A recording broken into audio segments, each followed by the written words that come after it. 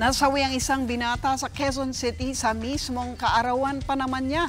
Nabundol ng kotse ang biktima habang tinatakasan ng asong humabol sa kanya. Umaaksyon si Ryan Ang. Makikita ang pag-alakad sa eskinita ng apat na magbabarkada sa Barangay Holy Spirit sa Quezon City noong Biyernes sa madaling araw. Napatakbo sila ng habulin ng dalawang aso. Pagdating sa kalsada, natumbok ng humaharurot sa sasakyan ang isa sa kanila. Bumagsak sa kalsada ang 20 anyos na si John Joshua Cabag. Pero hindi tumigil ang nakabundol na sasakyan. Bumadyak-kadyak yung kotse. Kasi sabi ko, tulungan na natin siya, gumaganon ako sa kanya.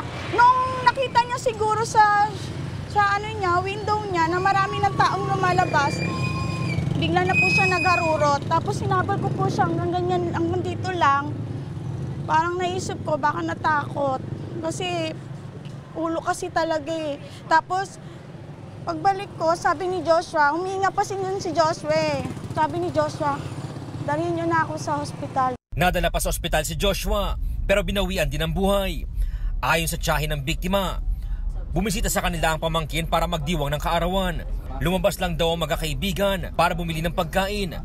Pero dito na rin pala madidisgrasya si Joshua. Nung pabalik na sila, paakyat na sila ng kalsada. Yun nga po, yung aso, sabi niya, walang tatakbo, may aso. Nagpanik po yung isa, tumakbo. So, ang ano po nun, nagtakbuhan talaga, hinabol na sila ng aso. Pagdating po dun sa intersection, yun na po yung nangyari. Nabundol na po siya. Laking panghihinayang din nila, lalo't magtatapos na dapat si Joshua sa kursong education sa susunod na taon. Kaya masama raw ang kanilang loob sa tumakas sa driver.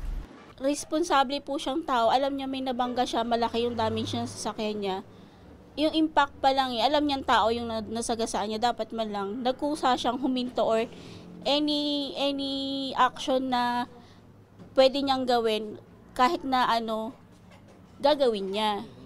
Diba? Pero hindi dumire-diretso kasi siya Ipa-enhance ang kuha ng CCTV para matukoy ang plaka at driver ng sasakyan. Malaking posibilidad na taga doon lang sa area na pinangyarihan kasi nga sa kabisado niya yung lugar or maaari rin yung driver ng sasakyan na ito kaya mabilis yung patakbo is baka na-influensyahan ng alak. Bukas din daw ang mga pulis kung gusto ng pamilya na magsampa ng kaso sa may-ari na ng habol na aso. Kung magrereklamo o magrereklamo yung pamilya ng biktima,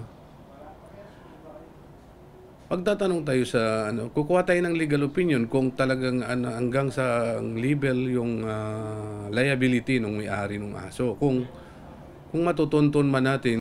Umaaksyon, Ryan Ang, News 5.